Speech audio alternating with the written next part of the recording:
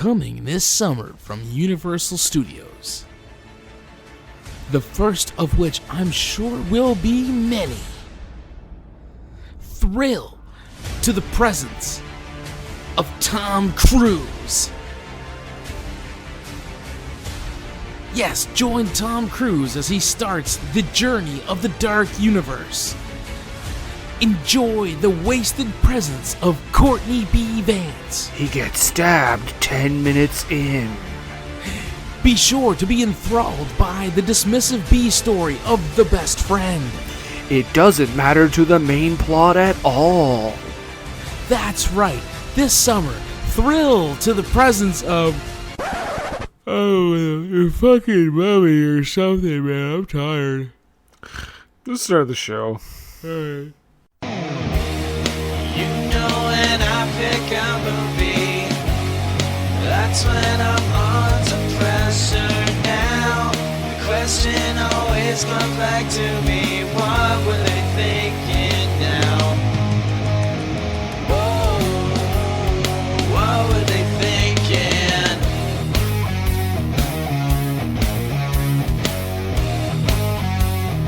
What were they thinking? Indeed. Yeah. Yeah, right? Oof. So, we've got a movie to talk about.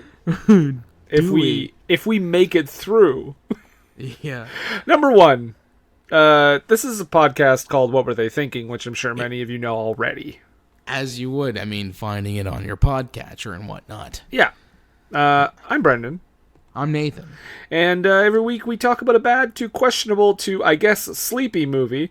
And That's right. break it down. So We have to update our ads on other people's podcasts. I'm Nathan, and I'm Brendan, and we talk about a bad to questionable to downright sleepy movie. Every other week. Oh yeah, Every other week. We really need to update that. But yes, we enter the category of sleepy movies. We are talking about 2017. This is a fairly new movie. 2017's The Mummy. Yeah, that's right. Not that mummy. No. Not the Brendan Fraser one, not the Boris Karloff one. So what you're saying is, this isn't your daddy's mummy. It's not. It's, in fact, our mummy. Oh, no, I'm sorry, Brendan. It's Brendan Fraser for me all the way. Can I claim Brendan Fraser's Mummy? I was 13 when it came out. Yeah, you can claim that. Sweet. No, this is the beginning of the dark universe, and what an aptly named universe. Well, at least we can rest easy knowing that the dark universe has a great future ahead of it. Well, it's dark because it's what you see when you close your eyes is just the dark and nothing, because that's what happened with this franchise. It's otherwise known as the Sleepy Universe. Yep. The Good Night Moon franchise. Oh my god, so we gotta get into The Mummy 2017. So I just want to say that we've talked about things like this before, but whenever the budget is laid out and the box office is laid out, there's a lot of things we don't see. There's a lot of, as far as box office goes, we usually get the full number there. But for the budget, they never factor in advertising for some reason, and they never factor in, stuff like that, like promotion for the movie. Yeah, and I don't think... Does that get counted into... That doesn't get counted into the budget. That's something that the studio spends or the distributor spends. It doesn't officially, but I think the studio will still lose money, though, because from my understanding... This movie lost the studio around $95 million. Ooh. And you wouldn't know it from looking at the budget, because the budget of this movie was $195 million. Mm-hmm. And the box office intake worldwide was $410 million. Yep. However, apparently... That's over double its budget back. You would think... Yes, with those numbers, for sure. But apparently the advertising budget for this movie was astronomical, is what Wikipedia is telling me.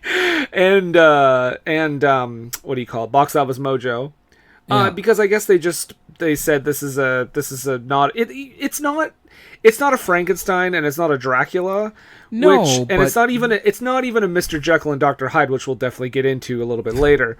Close enough. But I think it is a weird choice to start off, because this was going to be a big cinematic universe. The Dark Universe was going to be huge. It's going to be much like the MCU, but old like monster movies from the past are going to be remade.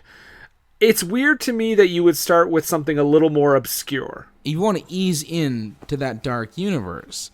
You want to go with a monster that will create a sense of terror and dread, but not be overrun with gore. So you can kind of ease into it. And you put in Dracula, you're going to get a lot of blood, obviously, because they feast on the blood of the living.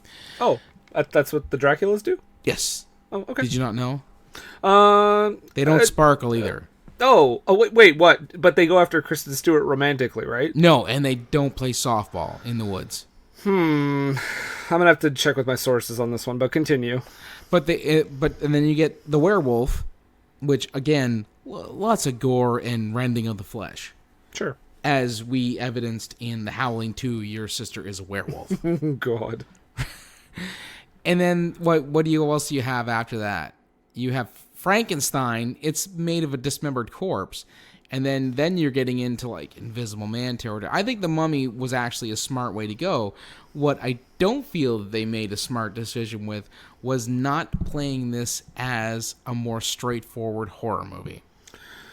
See, maybe I just find it weird that if they want to get this off the ground strong, it's weird to me that they don't pick something a little more recognizable if they were worried about, because they were clearly a little bit worried from the get-go attaching a huge star to this. I don't see that. Like I don't see where the less recognizable Mummy would come from, because not only did you have the Mummy movies from the 90s that we know of, and I think anybody in the generation who will be going to see this movie would be at least aware of.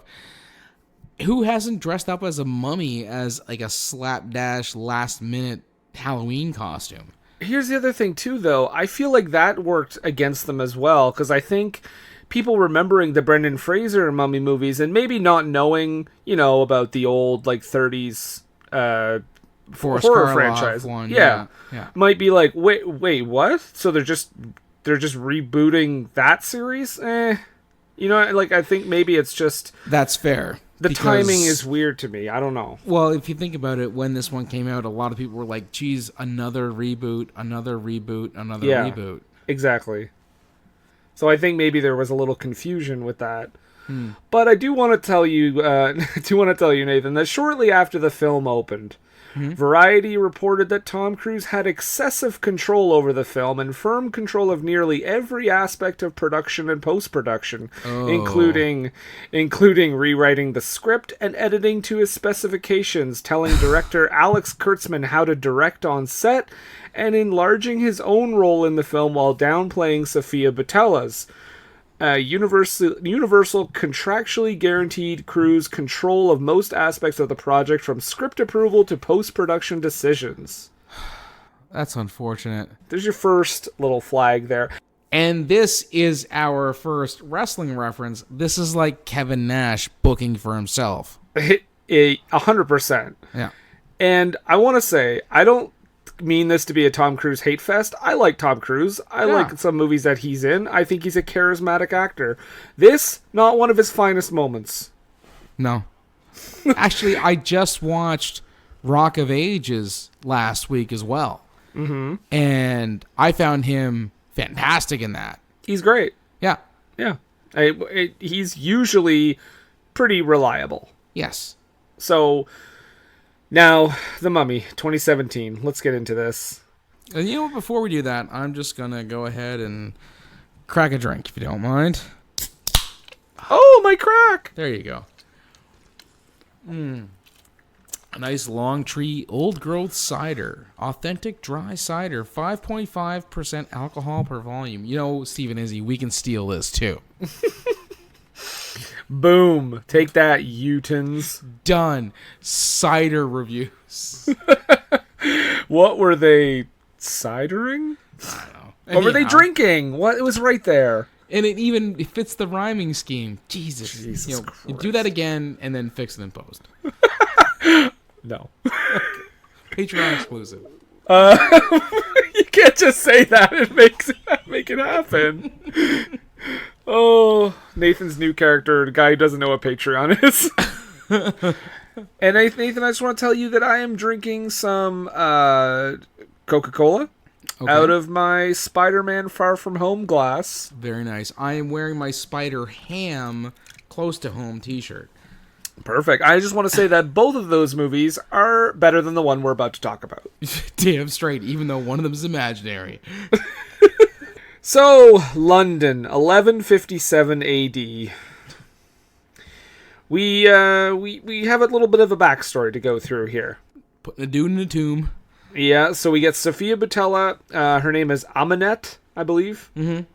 And her deal is she was ready to succeed her father. She's going to be the new pharaoh.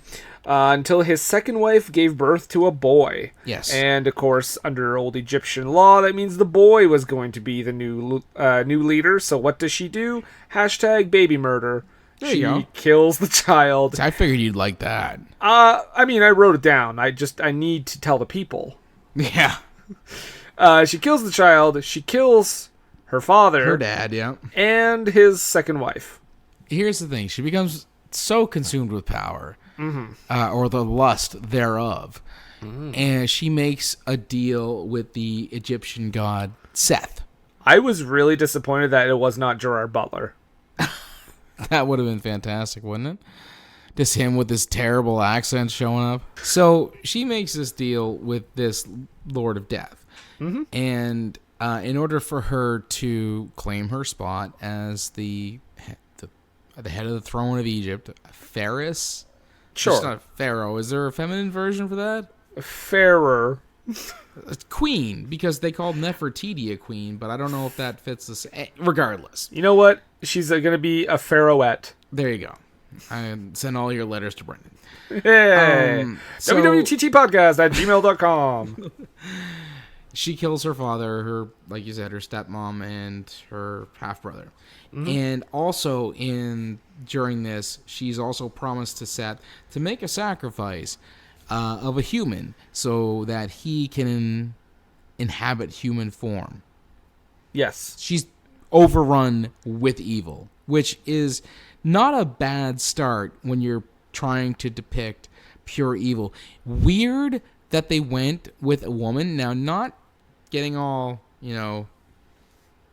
ooh, girls. Yeah, he's not going on a Ghostbusters rant here, guys. No, I'm not.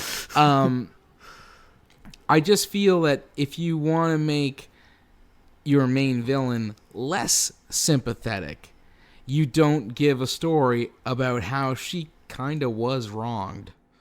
Like, if you think of the Brendan Fraser one, Harold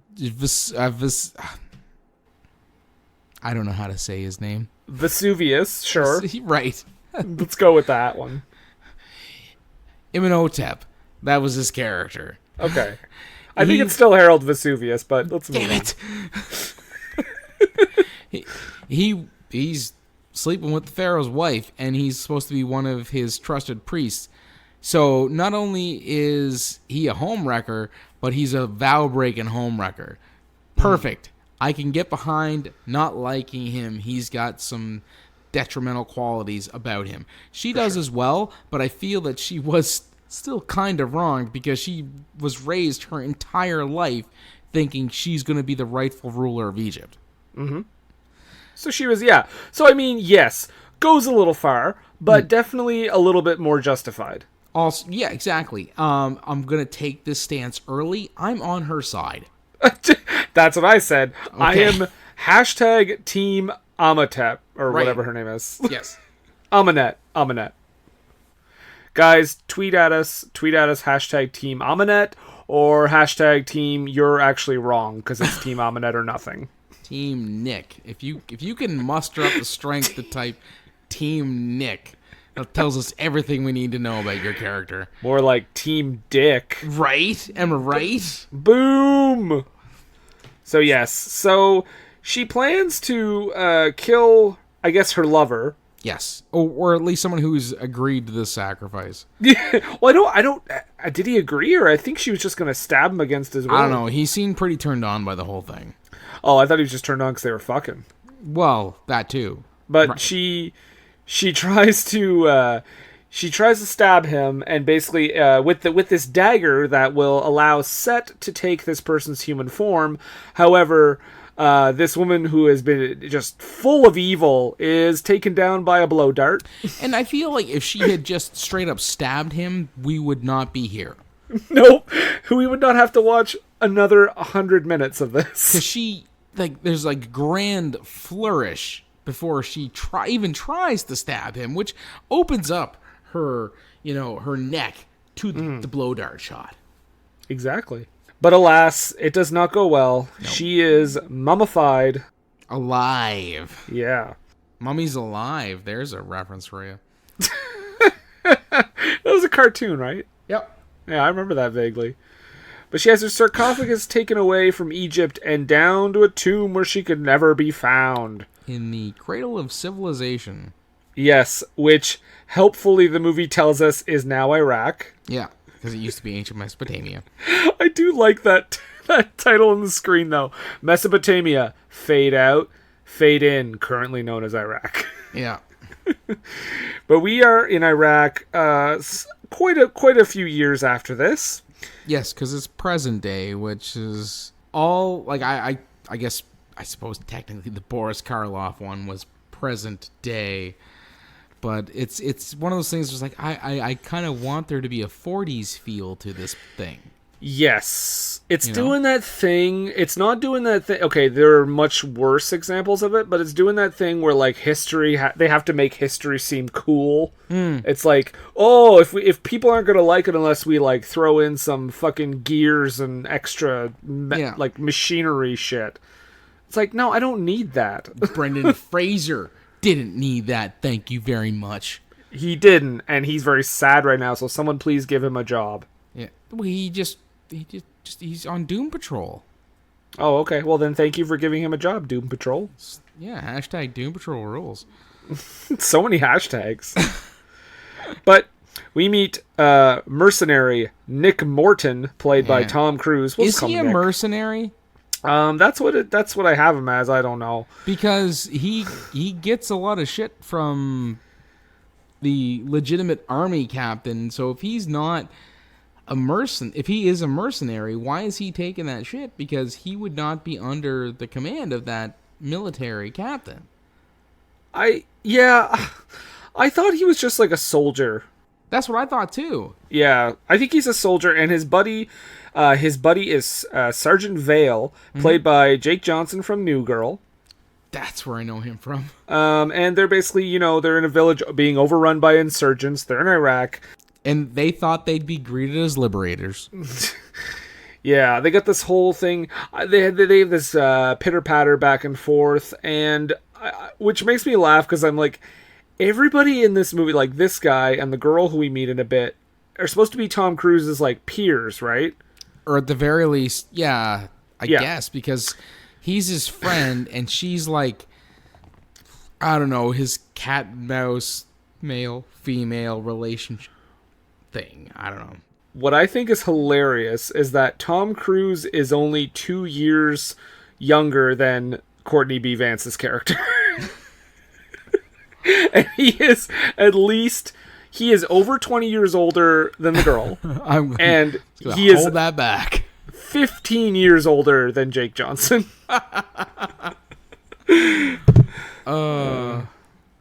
But they are adventuring. They're buddies. They're back and forth. They're avoiding gunfire.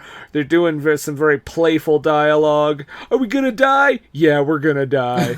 It's so fun and not forced at all. Nick also establishes that he's quite a dick right away because he wants him to come down and find the, like, cavern, right? Let's be upfront about this. He is like a step or two away from being a malignant narcissist. But he cuts his canteen open. Right, just to get him to follow him. He's like, that's like a day's worth of water. Or he's like, the next water's like a day's away. He's like, not if you go into that village that's being overrun by insurgents with me. Here's the thing. If I was Vale, I would be like, you know what? The human body can go without water for up to 2 days. So I can make it to the next bit of water. Yeah. And fucking left him. See you later, Dick. Bad friend, Dick Nick. But they go in anyway, and eventually Vale is, or, Jake Johnson, Vale, whatever you want to call him, new girl. I called him Vale because I was like, fucking, I know this guy, and I didn't bother to look him up. Actually, I got to watch this movie for free because of your company of employment. I got a free digital movie rental when I got a food combo. And I saw it at the theater for free as well. Okay. So don't worry, guys. We're going to be just fine. Gotta hustle every day. Hustling. That's right. See, we can steal that too. I'm speaking in cursive. R.I.P. Yes. So Vale is like, fuck this, and he orders an airstrike to take these fucking insurgents out. Yeah. And then we meet Courtney B Vance's character, but don't get used to him, guys. He's not in the movie for very long. Playing the Colonel, and he's immediately there, berating them left and right. Like, what are you doing down here? Like, this is not your. I guess they're not supposed to be there. Is what we're getting at. No, because they had said that they were ordered to go somewhere else, and Vale was like, "Sir, we had gotten word that they had been holding civilian hostages." And he's like, "Mm-hmm. Sure you did, you dickweed. Come with me, Nick. You're my peer." we went to high school together. Yeah. But this is when we meet Jenny, played by Annabelle Wallace, showing up, and she's like an archaeologist, sort of. Yes. Yeah. And she is showing up because they have just done some archaeology via airstrike. Oh, this dialogue is playful. Yeah, we have him pegged as a roguish chap, and her as a saucy, no-nonsense archaeologist. He's just a young 55-year-old buck. just snatching tail left and right. Oh God! Because there's a whole joke about how he let's just not beat around the bush, that he came fast. Yes, because she says he has, all the ability to access the intimacy of a human being for about 15 seconds. And he's like, whoa, it was more than 15 seconds. She was very satisfied and exhausted. Yeah. He's just like getting super defensive. I'm guessing this is the part that Cruz oversaw? I get, and here's the thing. This is where stuff immediately starts to fall apart for me, because I can handle like the kind of banter that he has with his friend, but this stuff about his sexual prowess, I'm like, you know what, you're veering off into goofy, and this movie should have been played a lot straighter than it was. And Cruz has the ability to do that. Mm-hmm. That's the infuriating thing about this movie. Yeah, is that everybody in this movie is capable of better. Yes.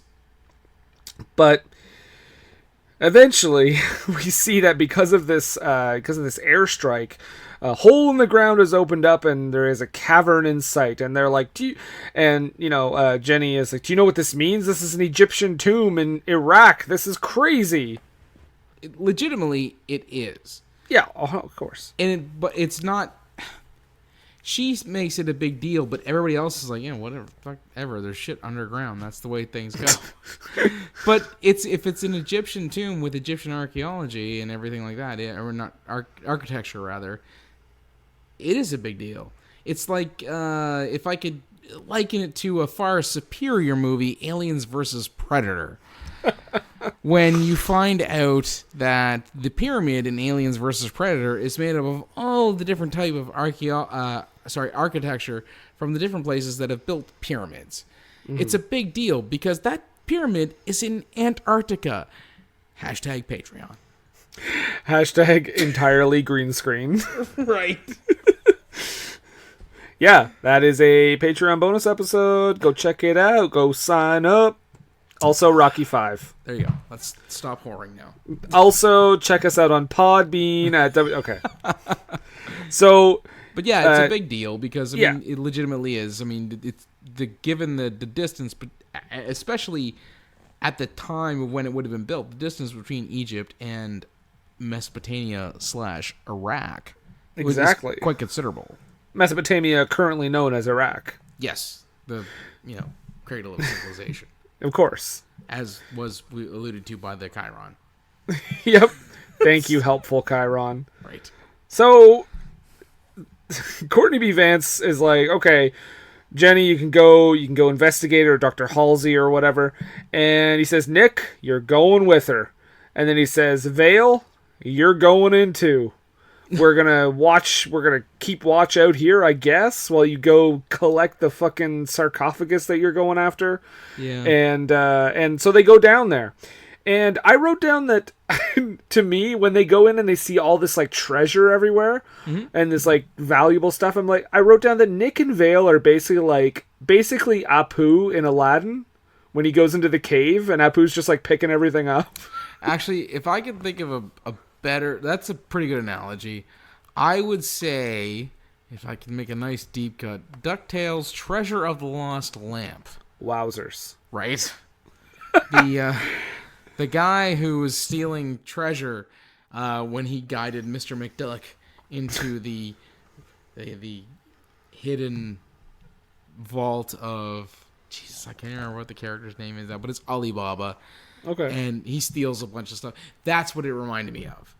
Yeah, so they go down there and, she's saying, oh, there's mercury everywhere. The sarcophagus is being held down by chains. Be very careful. Tom Cruise shoots one of the chains. Yeah, he just fucking shoots it. There could be, dangerous chemicals in there or something. Just fucking takes out his gun and bang. Yeah. And, way to go, Tom Cruise, because here come the bugs. Yeah, the camel spiders. Yeah. That one of them bites Vale, and Tom Cruise is all, it's just a camel spider, chill. You'll be fine. They're not even poisonous, apparently. Yeah, they're not even poisonous. You're going to be fine. Vale is rightfully upset throughout this whole scene. You know what? He is rightfully upset throughout. He is. Because he is nothing but gum on the shoe of Tom Cruise in this movie. Again, he oversaw the editing. He could have avoided his character coming off like such a dick. He was there. He watched the editor. Still comes off like a huge dick. Yep. So, Nick is like, okay, now, Nick is getting these visions. Like, Tom Cruise is all of a sudden getting these visions of, like, Egypt, and he sees Amunet, and she, like, kisses him, and... I'm not gonna fucking lie. I'd doom the planet for that. I'm just saying. Oh, I just gotta make out with this girl? Oh, okay, cool. See ya. Well, guess what? The planet's gonna burn. So... somehow he has these visions and he's just kind of like, oh, back to reality, instead of freaking the fuck out. Sorry. Okay. Had a moment there. It's a great tune. I think it's another trope that we get a lot in these movies, Nathan, is where people don't properly react. Oh, yes, absolutely. Like, if you just saw a fucking vision of that, you wouldn't just be like, back to work. Yeah, no, I'd be like, I just saw some shit. Yeah, what the fuck was that? Did you guys see that? I saw that. I saw that. Yeah. Name's Nick. I'm 55 years old. Total schwanz. I'm older than the general. Yeah. So they get this sarcophagus on their plane, and they're finally getting out of there because apparently there's more insurgents coming. Well, as they're pulling away, there's just so many crows. Oh, 1 million crows. Yeah. It's at this point when Patty actually noted, oh, they're playing with fire. Yes. Yeah, they should not. I think if I've learned anything from movies, see, I could do that too. Yeah, there you go. It's that you don't take stuff like that out. No. You leave that be. You leave it there. Especially since later, Nathan, this makes even less sense. I just thought of this. When later we find out that she's involved with that organization, Wouldn't she know not to touch that? She should. If she knows that what this other organization is doing and she's fucking removing sarcophagi from... Excellent use of the word. Thank you. From, like, caverns in Mesopotamia, currently known as Iraq, currently formerly known as the cradle of civilization. Exactly. Wouldn't she know not to, like... Or just to, like, leave it be? She would if she had the opportunity to read all of the inscriptions. Let's not forget, Tom Cruise is like, I'll shoot some shit. Oh, you're right, yeah. Yeah. So thanks, Nick. So it wasn't even her. That's why I said, yeah, exactly. Thanks, Nick. What she a didn't dick. do any of this. She is faultless. No, she's trying to read fucking hieroglyphs, and he's just, bang, bang, cowboy. Right. Yeah. If she had the opportunity to contact, spoiler alert, Russell Crowe. Spoiler alert, Russell Crowe. Put that on a t-shirt. I would love for someone to be like, oh, I saw Gladiator, and spoiler alert, Russell Crowe. I saw Virtuosity. Spoiler alert, Russell Crowe. If she had the opportunity to call him, he would have been like, no, leave it in the mercury. Yeah. And we would not be here. We would not be here, very sleepy. So, once they're on the plane, he starts seeing these visions again, whatever. And when he comes to, he sees Vale. Vale as fucked. His eyes have rolled over. And were there no medics around to go onto that plane? Oh, you mean to treat his camel spider bite? The fact that he is clearly, at the very least, infected with something. Because he's all sweaty and clammy and gross. It's very cavalier. Very cavalier the way they handled that. But he's standing above the sarcophagus. He's like, I guess, trying to open it. Mm-hmm. And Courtney B Vance is like, yo, what you doing? And Vale fucking stabs him in the chest several times. Tom Cruise eventually has to grab a gun and shoot Vale because Vale's obviously like possessed or something, as far as we know at this point. And the best is that I don't know if you noticed this, but when Tom Cruise shoots him, he turns the gun sideways, like gangsta style. Yeah. I thought that was great. Like, kill shot. He shoots Vale full of holes, and unfortunately, and they basically disarm him, but they also end up shooting out. Don't they end up shooting out a piece of the plane? Oh yeah, no, I remember what happens. In the cockpit, all those crows come flying in. That's it. Yeah. Right. And then so the windows are smashed, the plane starts going down. I will say this is probably one of the better scenes. Like, yes. when they're, so they're all, like, it's like a 0G scene, and Tom Cruise gives Jenna his, I wanted to say it this whole time, I was holding it in. He gives her a parachute that he finds, and Cruise just, like, sits down right beside, like, the door, like the open door. Yes. And you're watching just, like, that shot the whole time the plane is going down. And I'm like, that's a pretty, like, visceral shot. Well, because I guess you're supposed to be led to believe that he could legitimately be dead. Right. Seeing that in the theater, that was a pretty cool scene, and then the rest of the movie happened. So we find out that Nick is in fact not dead. No. And he wakes up in a body bag in a morgue with his toe tag on. And who shows up? Well, I was actually going to say, in regards to that previous scene, the only note I had for that was, where is Sully when you need him? Yeah, with the crows. So yeah, you're right. He wakes up unscathed in a body bag. Did anybody check his pulse at all? Well, yeah, because, like, did he die and then come back? Or did he just not die? Did he reform in some sort of, like, Crow-esque body regeneration? You know what? I'm gonna chalk it up to that's poor writing, and they could have just checked his pulse, and I agree. You know what you should chalk it up to is plot. So, yeah, he gets up, and again, it's that whole reaction thing. Is his first reaction? So Jenny walks in with like a bunch of the I guess, like, soldiers. And his reaction is, oh my god, you could see my penis, basically. And he's, like, backing up, trying to hide himself. And, like, how about holy fuck? How are you not dead? Did you just get up and start walking around? What the fucking fuck? How do they not shoot him directly in the dome thinking he's a zombie? Right? Then we wouldn't be where we are right now. We would not be where we are at. That's right. Following this, we go back to the crash site, I believe. And we see some rescue workers going through the rubble, and Aminette's corpse is there. One man approaches it, and Aminette sucks the life out of him and his partner. She just starts making out with everybody. Oh, just corpse making out left and right. And it basically, when she does that, she like starts to regenerate her own body. My question is, I wonder if these guys, because obviously they're just like, you know, small actors. They have a couple lines, but they probably get paid a whole lot. But I wonder if they read this script and they were like, whoa, dude, the mummy's gonna suck the life out of us through her mouths. You know who's playing the mummy? It's Sofia Boutella. We get to make out with Sofia Boutella. We're not even the stars, dude. Like, this is gonna be fucking awesome. They show up and it's like, kiss this thing wearing a green bodysuit. Yup. Fuck. Oh, well, at least I'm going to be able to make rent this month. Yup. They're free bagels on set. They'll be hanging out at craft services all day. Don't go in that tent. That's Mr. Cruz's Scientology ward. So, yeah, that happens.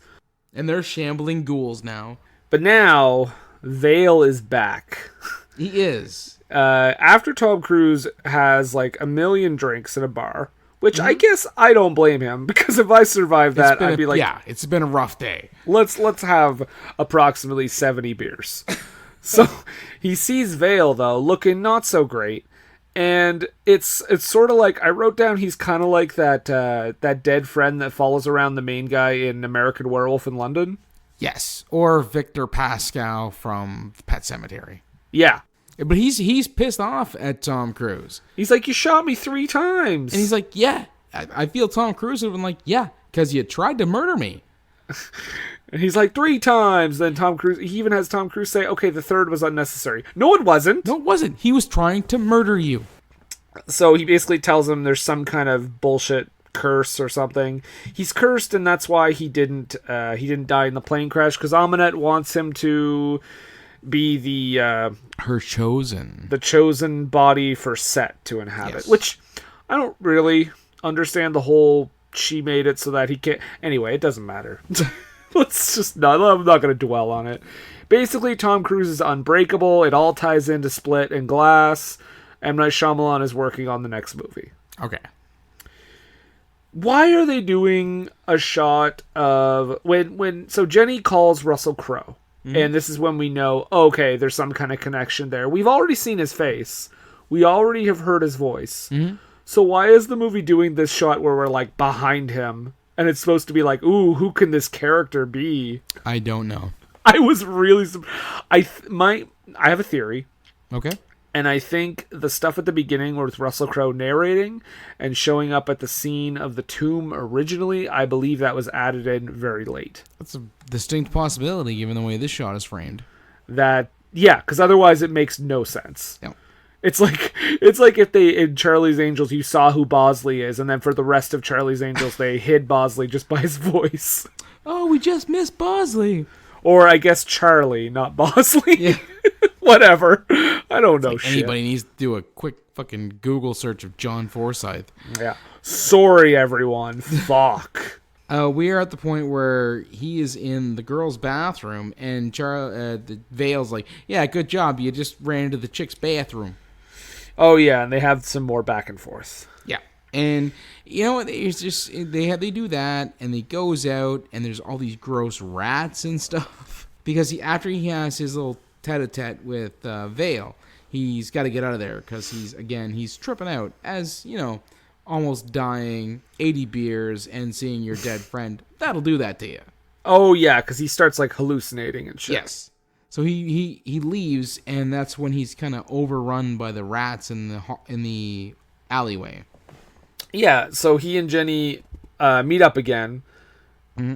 And they're trying to find out where Amunet could be, I guess, and he's drawn to where she is. Yes. So he goes into this like church, I think. Yeah, you're right. I think. Okay, yeah, I'm not sure what it's supposed to be, but that's the only thing I can think of. But he gets jumped by Amunet and a bunch of ghouls. Right, and she is just groping on him, and all I gotta say is #MeTut. Yeah. Hashtag those are the parts Tom Cruise was in charge of. That's a long hashtag. I guess it's not #MeTut then, I guess, because he wanted it. Although, if you believe the rumors, maybe he didn't want it, so I don't know. #MeTut. There you go. So, yeah, he's being kind of overrun. She goes to stab him with that dagger, but... No jewel on the hilt. You know? Yeah, the jewel's missing. For a second, when I didn't notice the jewel thing, I thought she just stopped because she was just waiting for Jenny's cue to walk in. I was like, why did she fucking stop? And then I like, got this it is after. some terrible Saturday Night Live sketch gone wrong. Yeah. Pete, Keenan's supposed to come in here right now. Not to get off on a tangent, but did you see the live All in the Family / Jeffersons presentation from a couple months back? No.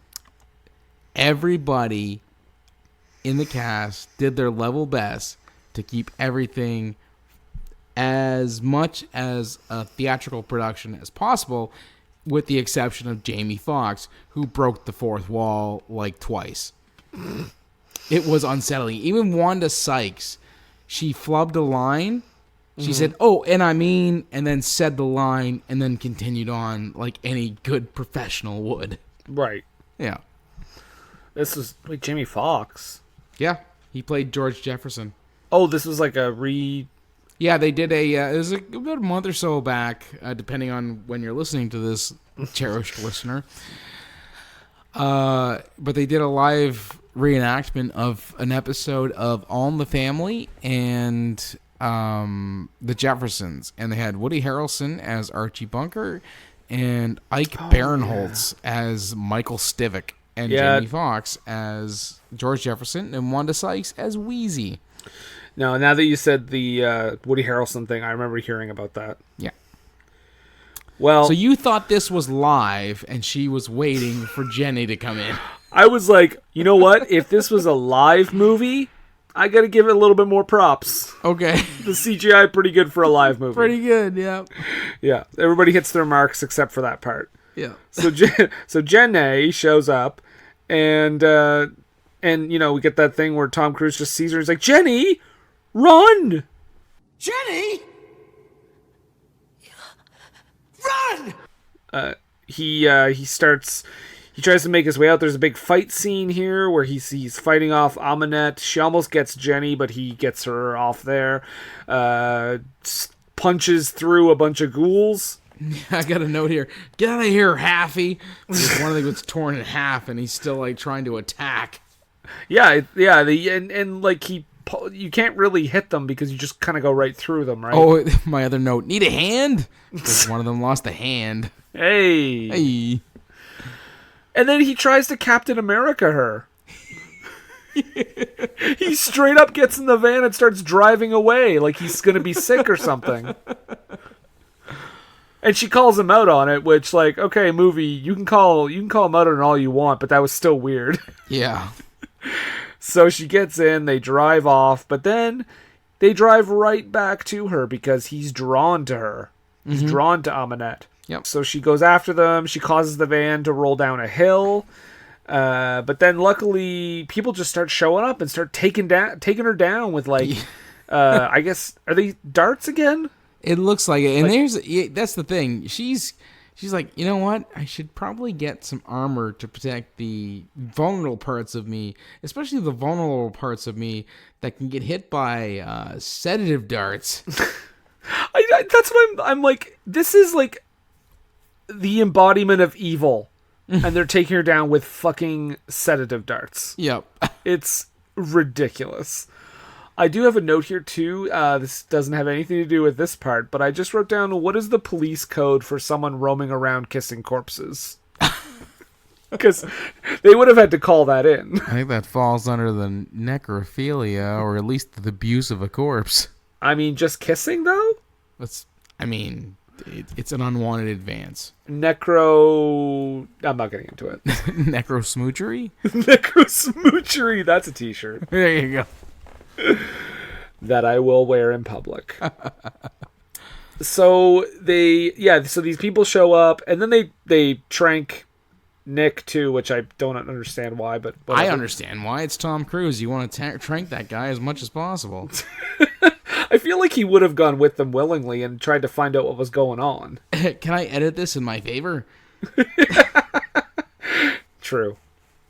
So they are taken to Prodigium, which is a facility located beneath the Natural History Museum. Yes. Yes. I thought was hilarious. I was seeing the mammoth, and I'm like, wait, are they right by the fucking Natural History Museum? Apparently, there's a bit here where Nick actually sees like a Dracula and a Creature from the Black Lagoon reference. There's actually when he's taken down there and he's going through, and I think this was supposed to be like I think it was Amazing Spider-Man 2.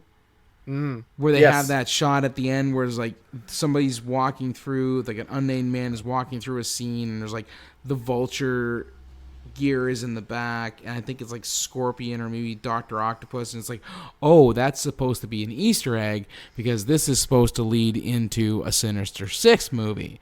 And it did not. It didn't, unfortunately.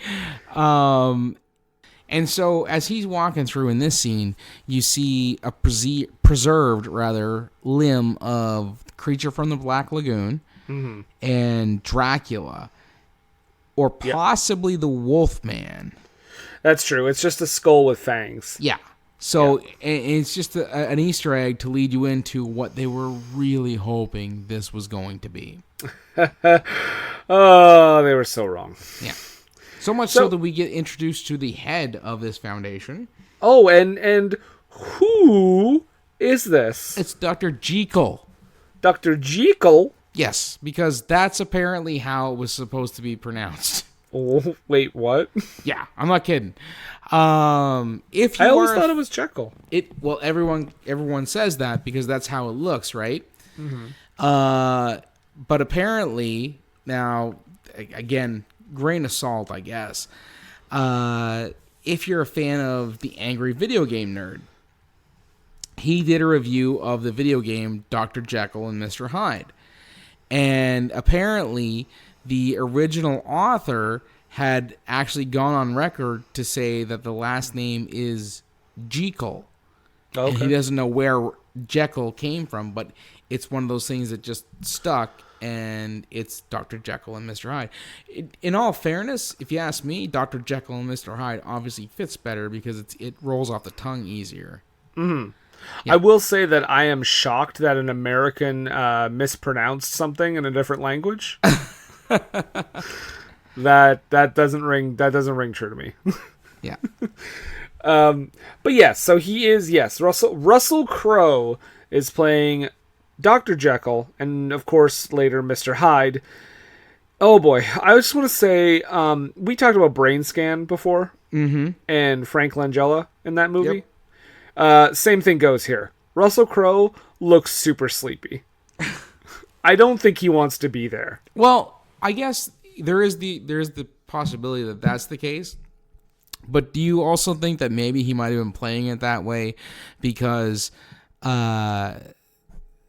Hyde is supposed to be the sedated version of him? I don't know, because even when he was Mr. Hyde, I didn't really feel like he gave it much.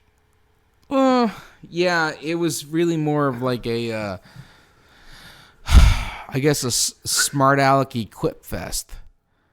Just think of me, your good buddy, Edward Hyde. Yeah, it just seemed very like, and even when he became Mr. Hyde, I was like, oh, I wonder if there was actually like, because it's very minimal, it's minimalist, and I was like, I wonder if there was actually like prosthetics, and Russell Crowe was like, no, fuck that. I'm not doing that. Me and Tugger. farting around the world.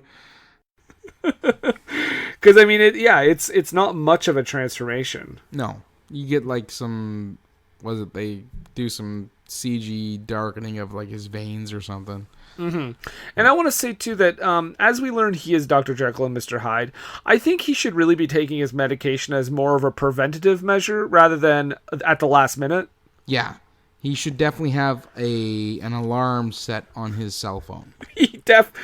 Yeah, it's very like, oh my god, I'm feeling it. Race against time. Okay, we're good. Yeah, it would make sense to be like, oh, it was a half an hour ago when I already took my meds. Yeah. You know, like the way everybody else takes their meds. Every single person. Yep. Yeah, we learn that I don't know about you, but I find this whole thing with Perdidium is one of the like most blah parts of this movie for me. I get that it's kind of blah, but I mean, if they were legitimately looking to set up a universe, it would make sense for them to set up like a central nervous system for the research, capture, and elimination of these creatures. So much so that I have a note that this is apparently the SCP. The what? SCP, Special Containment Procedures. It's like a creepypasta thing. Oh, okay. And it's all these, government files that people, creepypasta folks, have written about different types of things that are haunted or cursed or otherworldly, how they're contained, that sort of thing. And it seems like this foundation is supposed to be like that, because not only do they have, a preserved hand from a creature from the Black Lagoon, a possible Dracula or werewolf, but we also have a mummy in chains. And I think like that's fine. Like the scene, this whole story, part of the story existing makes sense. Like in that regard, I just think it's executed in a really bland and like not interesting way. Plus, don't we also get some double exposition here? Oh, so much. Because Russell Crowe or Dr. Jekyll explains essentially what's going on and almost kind of forgives the mummy with it was a different time. Yeah. Yeah, and like I think he tells us stuff that we already know. Mm-hmm. Like, we've already seen the opening scene. We know what happened. It does that fucking movie thing where we got to hear him explain it to this character, even though we watched this already. Yeah. For some reason, I don't know why, but there was a cut to Tom Cruise when he was imagining being next to Amunet again, and it looked like he had a giant zit on his face. Well, that's a possibility. Yeah, that was weird. I'm surprised. The only thing I have a note about him being with Amunet is when he's like kind of getting it on, and Jenny and Dr. Jekyll are there. I'm like, stop watching, you pervs. They can see it too. It's on like a giant screen. Yeah. Or it looks like they're standing in the same room. It does. It's not a well-made movie, listeners. This is not a good film. There's a quote from Dr. Jekyll where he talks about a world of gods and monsters, and I rolled my eyes. All I could think of was that movie with Brendan Fraser and Ian McKellen. Yes, because... Oh, wait. Is that the one? Yeah, that's the one, right? Yeah, and that's the one where... Isn't that the one where... Ian McKellen is the director of Frankenstein. Yes, exactly. Frankenstein, a dark universe monster. Wah, wah. See? I rolled my eyes because I got it. Yeah. So, at this point, the plan is basically revealed. While Almanet is chained up and mercury is being pumped into her veins... Mm-hmm. Standard operating procedure when you got a mummy. Yeah, you could just do that with like a 8,000-year-old mummy or however the fuck old she's supposed to be. Well, to be fair, she's come back to life. So I mean, anything that works is what you're going to use. Well, yeah, much like blow darts. Right. So, while that's going on, he finds out from Jekyll that basically they want to let her stab Tom Cruise with the dagger. Mm-hmm. Make Set inhabit the body, and then destroy Tom Cruise's body to basically destroy Set. I'm cool with this plan. I just want you to know. Down with it. Yeah, and then maybe, I can just meet Aminette. That'd be Right. great. Tom Cruise is not cool with this plan.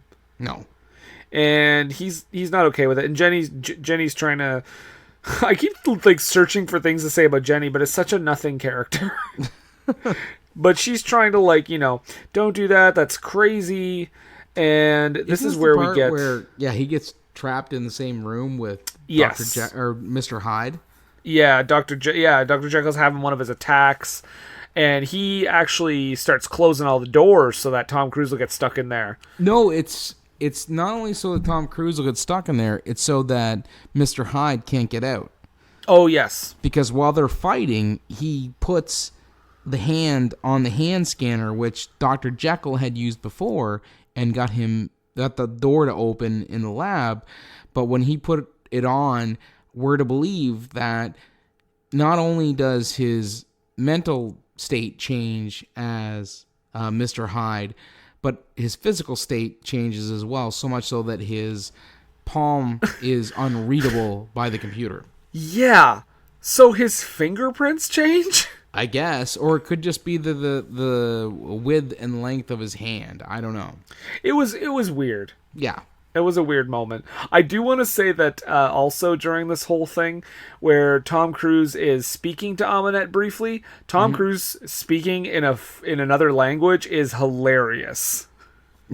Because she sounds like pretty natural when she's doing it, but when he does it, it's like Sir Slarslins Slarsh. Like it's just gibberish. Like a Midwesterner speaking like Swedish. I laughed so hard at that. So he has a fight here with Mr. Hyde. Eventually, I think he just he stabs him with his medication and turns him back. Yes, and not before he tries to lift a rib out of him. Jenny is looking for something. Thanks for being on board with this. No problem. Glad I could help you. She finds the book from the Brendan Fraser mummy. Oh no, I did not. Did you notice that? No, I didn't. Had the same star. You remember in the Good Mummy, the one that made us love and believe again. Mm-hmm. Yeah. It saved my marriage. Exactly. Yeah. How he would unfold the little box that he had found in the pyramid, put it on the book of life or book of death, and turn it, and it would open it. It's the same book. It was the only enjoyable part for me because it was a nice little Easter egg. Well, I think after this, Nick and Jenny are running away, through the tunnels, because Aminette escapes. And the way she escapes is she possesses a spider, I guess. Something? Which there's a million monitors on her, right? Something like that. And all these people are watching the monitors at all times, right? Maybe. Did one person not see her looking down at a spider and speaking in her language for an extended period of time and think, that was odd? I mean, really, when you're just thinking about getting home to watch the latest footy match on BBC 4, really, are you going to pay that close attention? Do I tell Russell Crowe that the crazy Egyptian lady is talking to a spider, or do I get home in time? I won't get to see Manchester United take on Manchester City. Decisions. Come on, you Reds, let's go. Oh, is that a spider in my ear? Oh my God. Because a spider goes in one of the tech guy's ear. He releases her from I guess he doesn't fully release her, but he kind of releases the mercury thing. Yes, he starts the mercury flow. She vomits it all up. Yep. And breaks free of the chains. I know that there is pain, but you hold on for one more day and you break free, break from the chain. Right? $100. Someday somebody. Okay. Gonna make it different. Say Say goodbye. Would you hold on for one more day? Hold on. One more day. If things go your way. Take out my checkbook here. $100. Paid to the order of Wilson Phillips.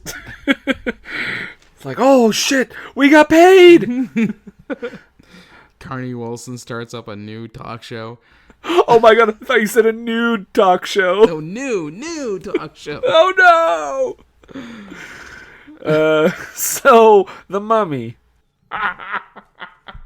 She breaks free from the chains, as we sang. You started it. I take full responsibility. And she is, she makes it out. She's got more of her kind of ghouls. Yep. And this is the point where she, I guess, can summon a sandstorm upon the entire city? Well, I mean, that is an accepted power of the mummy if we could cite back to the good Brendan Fraser mummy. I'm just surprised she didn't do it earlier. Maybe she wasn't strong enough. I guess, but has she taken more souls since then? I feel possibly, because she does start sucking up the souls, and I gotta say, the more people she murders, the hotter she gets. That's a t-shirt. And they also come up with this plan that they're going to go to the tomb of that knight that was uncovered, and they're going to destroy the gem. Ideally thinking, no gem, no ritual. No gem, no ritual, no Gerard Butler. Yep. Meanwhile, they have the knife. No knife, no ritual, just destroy the knife, and we will not be here. But couldn't she just put it in another knife? I don't feel that's the case. Oh, I thought it had more to do with the gem than the knife. I don't know, because, I mean, if it is the dagger of Set, isn't it? Could she not put it in, like, a butter knife? I don't feel that they'd be able to do that. They wouldn't be able to go to, like the penny farthing fish and chips and get a knife. Plastic knife. Well, or even just, if you're going to a local restaurant, they'll have flatware. So, yeah. She just duct tapes it on.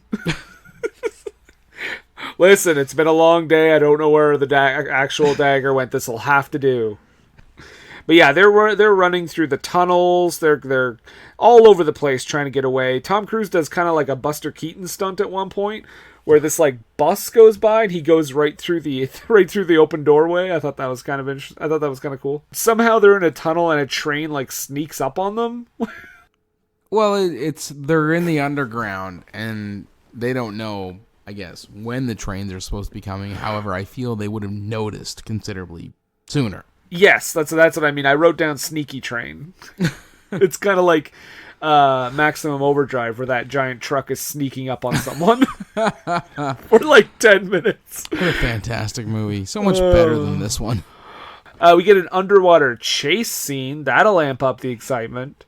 And I got a question about that. Does every mummy movie have to have a trapped underwater section? It's, I believe it's in the Mummy's rider contract. Must be, because every single mummy movie that I've seen, there comes a point where Nick and Jenny or Rick... Oh my god, they just rhymed it with the original character's name? Right? Fucking hacks. Yeah. Are trapped in a tomb that is rapidly filling up with water. Yeah, it's in the Mummy Rider, that and Only Green M&Ms. I might actually end up watching that Brendan Fraser movie this weekend just because it's so good compared to this. So good. It's hey, like, Benny, you're on the wrong side of the river. That's the other thing. It's almost as crazy, but it's entertaining. But that's it. Like, when they did this one, when they did that one, the good one, the one I love, the one that holds a special place in my heart. I thought you were going to say holds up, because I was like, the effects, not so much. But yeah. It was they didn't have any pretense of starting a dark universe. That's probably a good chunk of why it's better. Right. So they were allowed, they had the free reign to say, we're going to play this more like a Indiana Jones type, where it's an action adventure with some comedic elements. Mm-hmm. Whereas this one here is like, we're going to start a dark universe. And we're going to play it like an Indiana Jones movie with action and comedic elements. Were you scared ever once during this movie? Just that it might be a never-ending movie. Other than that, other than the fact that it could go on forever, was there any part where you were like high tension or nervous, like you were watching a horror movie? No. And that's what they should have done, because that is what a dark universe would convey. Yeah, these are supposed to be horror movies. Yes, not, fun action adventure flicks. So, Amunet, I guess she has the fucking Infinity Gauntlet. She makes all her minions disintegrate. Yeah. I guess she kills Jenna, and Tom Cruise is like, well, bring her back. We have such good chemistry and junk. At this point, when Amunet starts getting like some legitimate like bow down to her, she's a queen because it looks like she's gonna win sort of thing. Mm-hmm. Patty was like, yes, bow down to the selfish one. I was like, what are you talking about? And then she went on this screed, this absolute tirade about how Amunet was selfish because she wanted to be the ruler. She had to kill her father and her stepmother and that poor little baby who didn't do anything to anybody. She's selfish and nobody should be bowing down to her. Wow. I was like, preach on, sister, preach on. And you know what? We're still on her side. Yep. So they have this fight scene. Nick manages to steal the dagger from her and tries to smash the gem. Yes. And he doesn't, but he does take the dagger and stab himself with it. Yeah, and I don't know if this was a plan or a Hail Mary or what. I don't understand this. I don't understand this at all. Because, like, the idea is that she stabs him with the dagger, Set takes over his body. Yes. He stabbed himself with the dagger, with the gem, with the blade of Set or whatever. Not knowing how that was going to affect him. But because gosh darn it, he's such a good guy, because they say that a bunch of times. They're like, Nick's just a good guy. No, he's not. But according to the movie. He's not. He is not. So is that what it takes to kick Set out of his body, or at least let Tom Cruise take over half of it? I don't fucking know. Ask Brent. Plot! Okay. Yeah, that makes sense, actually. So that part of the movie was the most insane to me. I was like, I don't understand how that would even happen.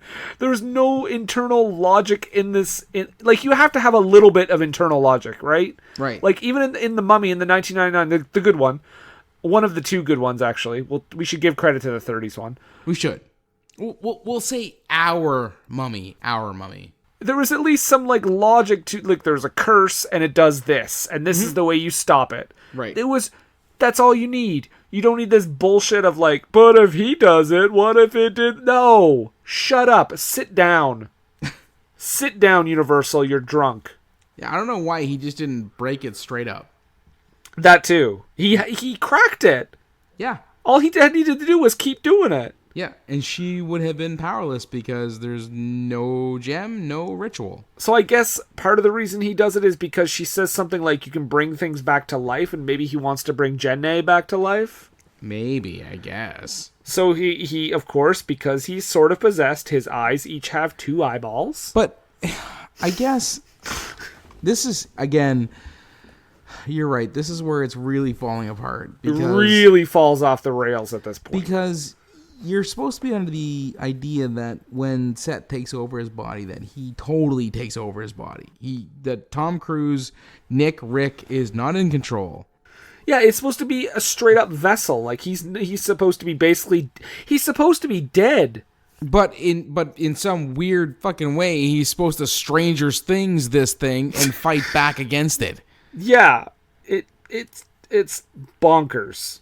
Bonkers bananas, no sense at all. And a late addition, so lazy writing. Lazy fucking writing. Yeah. But, so anyway, he does that. He's got Set kind of in there. It's kind of himself in there. And basically he manages to suck her soul out, Amunet. Yes. Mm-hmm. And I wrote down that he wakes up Jenna by just screaming at her. Yeah. Literally, wake up, wake up, wake up. She's alive. And I don't, again, is it supposed to be Nick that expels Amunet and gets rid of her, or is it supposed to be Set? Because if it's supposed to be Set, that doesn't make any sense, because why would he? She has been his biggest booster. I thought it was supposed to be Nick. Okay, if that's the case, good. I'm yeah, fine. because I think he's like, oh, that's how I do it, or that's, you know, I've seen her do that to others before. Yes, it's still weird that he gives it the old mind flayer. Oh yeah, do not mistake that comment for any kind of credit. It still makes no sense. No. He does a whole thing. I wrote down for some reason, because he's cowering in the corner, I wrote down, I am not a mummy, I am a human being, because it reminded me of the Elephant Man. Right. And then... Infinitely better movie. Oh my god. Yeah, a considerably better movie. So, I guess he just kind of runs off this broken Vale of a man. And Jenna reunites with Dr. Jekyll, because he's okay. He's not dead or anything. And, you know, we have to head on to the ever-expanding dark universe. Yeah, because Nick Rick Dick is reunited with Vale, who he brought back to life. In a real fucking Pet Sematary kind of way. This is the line. This is the only line they use to it's not shown. He just says, "Thanks for bringing me back to life and everything." Yeah. That's it. So, I guess, I don't know, did he heal Vale's wounds? Is he going to be existing in a consistent state of rot? Is he able to bring anyone back to life? Because yes. I'll give them, fine, the girl, because she had just been killed. Well, he was told by Amunet that he would have the power of life over death. Right. So that's that. So he rides off in the distance with Vale. Actually, it's the one thing that I can easily explain to you about this movie. Okay. The one thing. Just that life over death thing? Yes, that's it. Okay. It's the only reason, that's it. Well, they ride off. Russell Crowe says maybe there's good in him, and, you know, Jenna is like, he used his powers to kill Amunet, so maybe he will be our most powerful ally. We'll never find out because they're not making a follow-up. And it's so many missteps. It's unfortunate because I actually would get behind them doing that, because Universal, as a studio, they've been able to create this cinematic universe that people are just like, oh yeah, that's a cinematic universe with the Fast and the Furious. They can do this, and they can do it right, but it's almost like they think they had to go the route of big action star, dumb comedy, very little bloodshed, and we'll be able to create our own dark universe. No, you don't. You got to do it like a straight horror. You at least have to have somebody die in a bloody way for me to get on board with this going to be an expanding dark universe. Yeah, it's an astronomically huge misfire, and I mean, getting right to the point here, no, I would not recommend that anybody watch it. It's not a good movie. Watch Our Mummy. Yeah. It's not even like I would say, oh man, well, I mean, this movie is bonkers, but it's not like I would say like, oh man, this movie's bonkers, you gotta see it. No, you really don't. Yeah, no, if you want to see a movie that's kind of bonkers and you gotta see it, but it's still kind of good and it involves a mummy, Brendan Fraser's Mummy is the way to go. Man, even The Mummy Returns Yes. is fine. I have not seen Tomb of the Dragon Emperor, but... It's not so good, but... Okay, I didn't think so. But it's got Jet Li, so it's kind of fun at least. Yeah. I felt like as soon as I saw the poster and the advertisement, I was like, this is probably going to be the lesser one. Yeah, gonna take a pass on this one. Yeah, hard pass. But, well, The Mummy. Well, we are going to take a break, Nathan. We are. And we are going to be right back. What were they thinking? What Were They Thinking is brought to you by HostGator. HostGator is a leading provider of shared, reseller, VPS, and dedicated hosting solutions. Award-winning support is available 24/7, 365 days a year via phone, email, and live chat. Discover why over 9 million websites trust HostGator. Use the coupon code SCHLUCK for 25% off your first purchase. That's SCHLUCK, SCHLOCK, for 25% off your first purchase.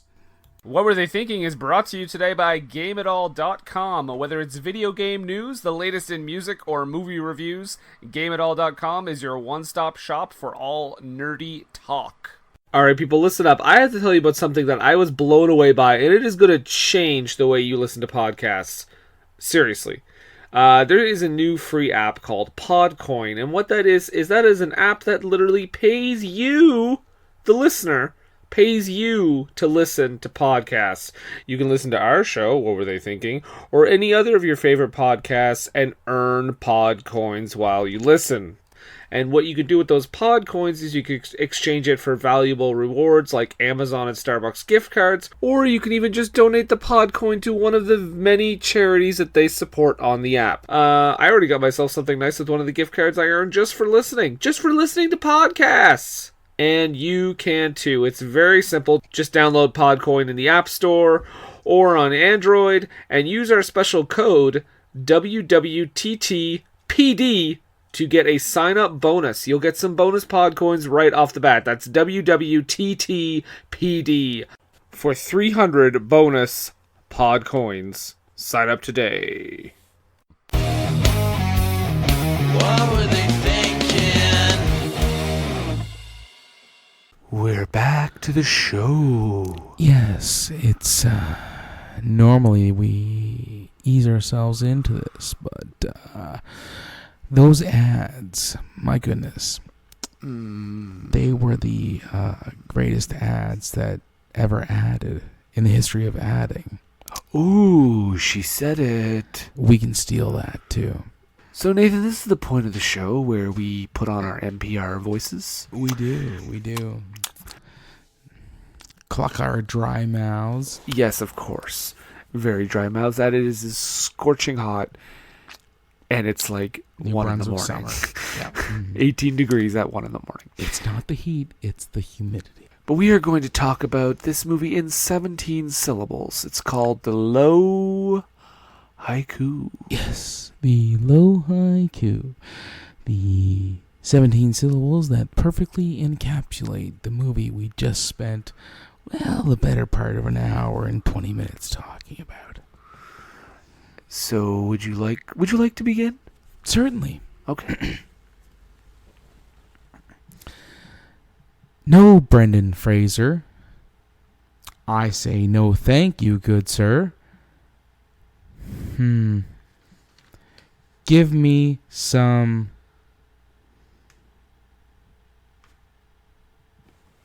I can't read the last thing I wrote.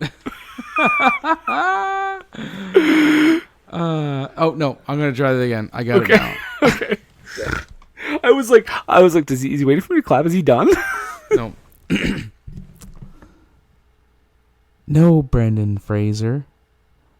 I say no thank you, good sir. Give me some horror. Very good, very good. Thank you. Here we go. This flick proves one thing. No one is safe from a flop. Sleep tight, Russell Crowe. Very good. Very good. Very good. Thank you.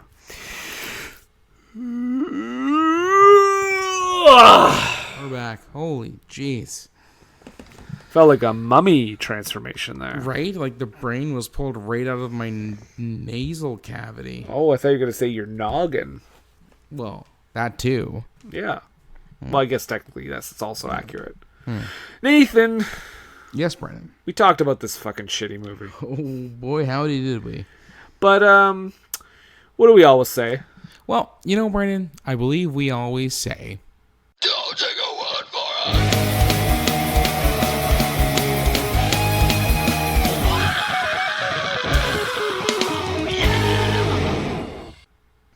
That's right. Oh boy, this was a flop in many ways. to say the least. Critics' rating on Rotten Tomatoes for this one is 16%. Yeah. Seems high. Yeah, Audience rating 35. they were high. That is higher than I expected because I That's remember. not what I was referring to. Oh, yes, that is probably accurate. But it's weird because I remember when this movie came out, I don't remember anyone that saw it that said they liked it. I can't think of a single person that did. But apparently there are.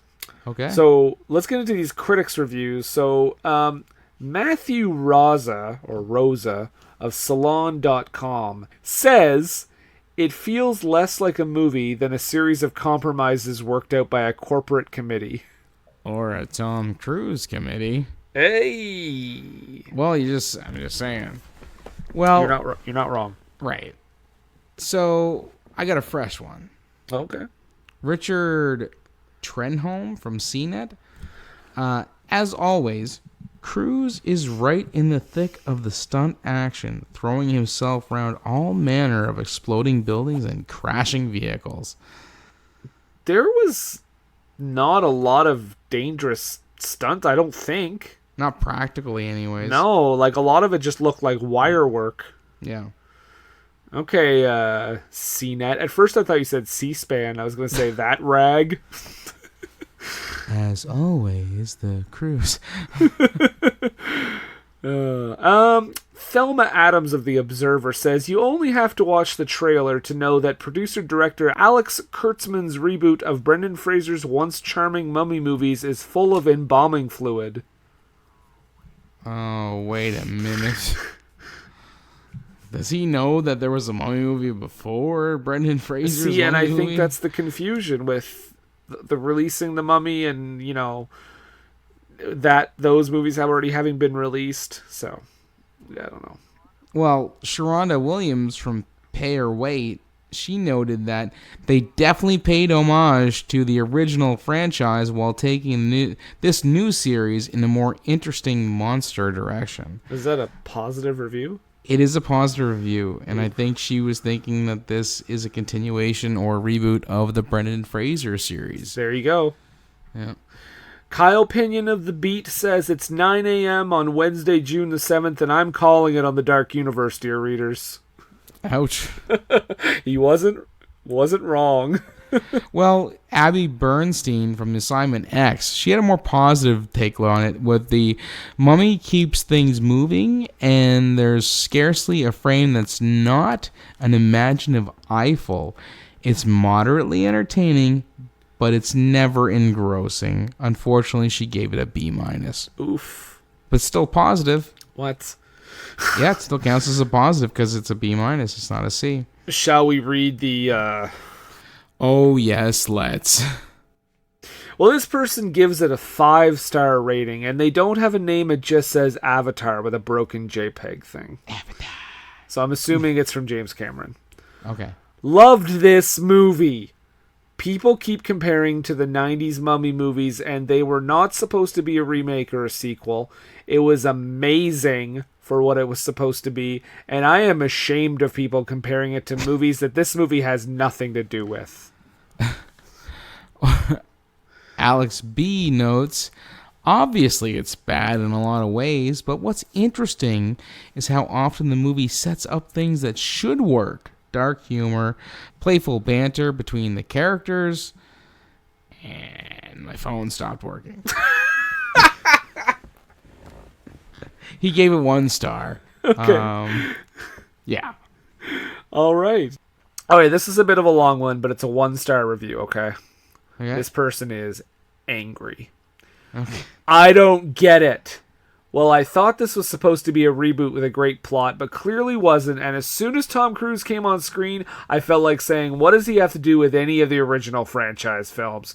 Could they not have at least said he was Alex O'Donnell's grandson, military man, relic hunter? God. That's exactly what it says. No punctuation. Also, I know they want to make a universal dark universe, but at least make them all first before you try to make half a film just to kick it off because it makes no sense. Wow, what? Like Hyde, if he's going to take over the movie, why didn't they release his film first? How and why has he, of all people, become in charge of this random secret-y agency?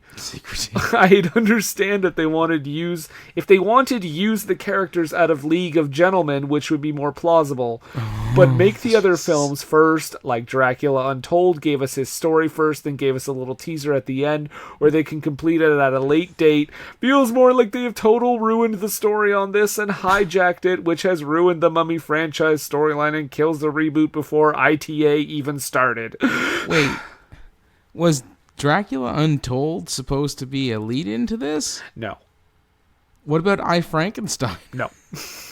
They were not. I don't know what that review was, but it was insane. I feel like I don't even know I don't know what's real anymore. Go ahead. I've got one from user Una A. Okay. It was done 1 day ago, and I'm gonna read it in the voice. 1 day ago? 1 day ago. Okay. I'm gonna read it in the voice that I feel that it would be best represented by. Okay. If you think it's going to be good as Mission Impossible, think again. Avoid. Did Tom Cruise and Russell Crowe read the script before signing up for the movie? Thank you, Mother Superior. Thank you. Thanks for reading that review for us. Quick guest appearance. You're welcome. The next one's going to be way worse. Oh, probably. This one is a 5-star review, actually, from Dorothy B. She says, different, imaginative, well acted by Cruise. Hope for a sequel. Keep hoping, Dorothy. This is a 5-star review, and it simply says, most unrated film of all time. Underrated? Yep, but it says unrated. Also, nope. Either way. I got one. Okay. Another 1-star review. This person wasn't brave enough to leave their name. Boo! An absolute travesty. Falls flat on any chance to pay respects to the original Mummy. You coward. I don't know why I went Scottish there at the end. I don't know. I was like, are you going to start... I was like, does the review reference haggis or something? I'm Nicky Cross. Boom, another reference. There you go. Oh, here we go. Okay. I got one more. This is a 4.5 star review from Saki K. I disregard reviews now. Often have we watched a good movie that has been slated and rated low. This was very watchable, fun, and entertaining. I used to not watch 3-star or less movies, but some of the most exciting movies watched this year have been 2-star ones. Yet some 5-star ones have been rubbish.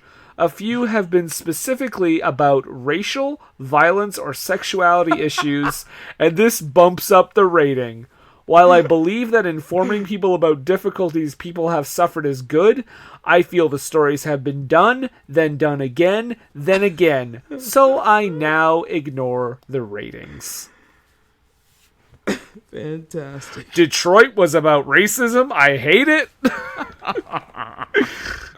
It's like that girl I told you about when I went to high school. She hated a Time to Kill because there was so much racism in the movie. How dare they? Right?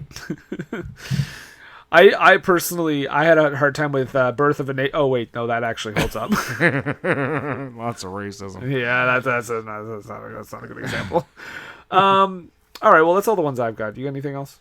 I'm good to go, bud. All right. Mother Superior has visited twice, so I think I'm all right. Well, She beat me several times. Put the mic on mute so you couldn't hear it, but... Mother Superior, she's, deep down, real deep down, like real deep down. She's a pretty good person. Well, I mean, interesting tidbit, because it's a tidbit that's interesting, because it's an interesting tidbit. It's a tidbit that's interesting. Her safe word? Atheism. That checks out. Totally Right? checks out. So that's the Mummy. Yep.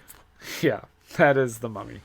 So I guess at this point I will drop a hintski. Hintaroo? Yep. A little smidgen of a preview for the next movie. Just a tidbit of a phrase that might give some sort of illusion to what we might be covering next. Yes. Okay. So, this movie sucks. This movie sucks. Oh my god, this movie sucks. You son of a bitch. It's going to be great. So yeah, that's coming up next week. Nathan's super psyched to do this one. Nathan, I like when you unleash the venom. So Oh, you son of a bitch. so it's you know what? If people don't know what it is now, I don't know how to fucking help you. So Nathan's gonna spew bile and venom next week, as I'm sure all of us will. It'll be a hard one to top her. Yeah. God damn it. This week's hint is the name of the movie. So, with that being said, Yes. is Montrose there? I know it's very late, but if you could He wake him is. up and maybe he can give us a message. Hello! It's your good friend Montrose Monkington III here. I just want to talk to you about my endeavors. That being Montrose Monkington TV on YouTube. I do have some fun on there. You can also follow me on Facebook at Montrose Monkington Esquire III and friends, because you are my friends, as well as on the Twitter at Montrose III. That's the number 3RD. And you feel free to send me some responses or even some queries or questions, and I will get back to you as soon as I can. Do remember, I do not have opposable thumbs. Thank you. More later. Thank you, Montrose. Oh, I played that clip. Oh, It was easier because if I woke him up, you remember what he was like when Stephen Izzy was here, I do. and I woke him up and he was all like, "Hey, I'm gonna fall asleep into your microphone." Yeah, Mm-hmm. I'm not doing that again. I recorded some stuff earlier, and then I just play it when we have the episode. Okay, so he'll still only be Kayfabe active. magic. He'll still only be active every 2 weeks. Live. Right. Live every 2 weeks. Yep. Okay, fair enough. At least I don't have to worry about monkey bites. True. Right. And you don't, and if I just hope that Stephen Izzy, when they are here next, it is on one of his off weeks, because we know, the tension that can create. Well, it's more over Montrose Monkington Jr. In that case, and holding out hope that they left him behind and didn't leave a forwarding address. It's very cold there. I don't think he would have fared very well. Although it's very cold here, and Montrose does well, so... But they can also find us on the interwebs. You find the podcast at WWTT Podcast on Instagram and the Twitter. And you can also find us on Facebook. Just search for What Were They Thinking. We have a Facebook group, What Were They Thinking Interactive, where you can talk to us and other people in the group about how much you love, I don't know... Weird punctuation with your voice. yeah, or The Mummy, or how much you love the 2017 Mummy. And you can say this, and we can talk about the other thing. Yes. Exactly. I've abandoned my child. The Human Torch was denied a bank loan. And you can find us on TeePublic and Redbubble. We got some merch on there. You can find us on patreon.com/WWTT podcast. And you can find us on all the podcatchers. We are on Podbean, www.ttpodcast.podbean.com, as well as Apple Podcasts, Stitcher, and Spotify, and all, everywhere. Just, you have a podcatcher, we're probably on there. We're also on Podcoin, which you've heard about already. You should absolutely check that out. Podcoin! But I think that wraps it up. So, and Patreon users, I should say right now, this is next month, in the month of August, there will be another bonus episode, so be on the lookout for that. Don't know what it is yet. Nathan hasn't decided, but it'll be something. Surprise. I'm going to get you. So, okay. Well, we've come to the end, Nathan, and I guess I have a few questions for you. Oh, do you? About the Mummy. Okay. I mean, the good one, though, right? No, unfortunately, this one. Okay. I mean, you in a movie where you're trying to kickstart an entire dark universe franchise, with this movie. Mm-hmm. In a movie where Tom Cruise basically did everything. Yeah. In a movie where, like was mentioned at the top, you have actors like Courtney B Vance and Jake Johnson who basically amount to nothing. They do very little, yes. In a movie where the ending makes no sense at all. Unless said universe continues. Right. Right. And I guess I just have to ask you. Oh, do tell, my good friend. Universal Pictures? Mm-hmm. What were you thinking? It's time, let's check our cue, baby. Pair it with a couple brews, baby. We love good movies. We love the bad ones too. So we watch them all and pass their lessons on to you. Oh yeah.